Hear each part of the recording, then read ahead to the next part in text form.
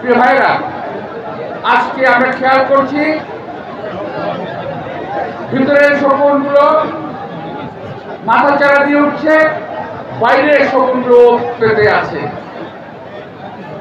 আমাদের নিজেদের পরিবার পরিজন দেশের স্বাধীনতা সার্বভৌমত্ব রক্ষার স্বার্থে গতকাল এক ব্যক্তি প্রতিবেশী থেকে দেশে হুঙ্কার দিয়েছে তাদের সেনাবাহিনীকে রেডি থাকতে বলেছে। আমরা তো ছোট একটা দেশ, অনেকে বলে গরিব, আমি বলবো না, এই দেশ গরিবের দেশ না, এই দেশ বুকে শক্তি যাদের আছে তাদের দেশ।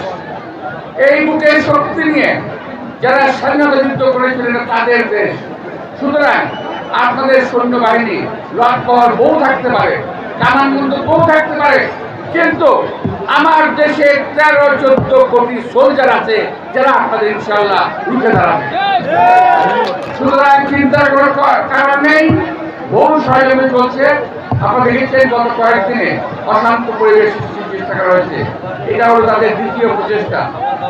প্রথম চেষ্টা ফেল করেছে, দ্বিতীয় চেষ্টা ফেল করবে। ওদের 100 চেষ্টা ইনশাআল্লাহ বাংলাদেশের জনগণ ফেল করাবে।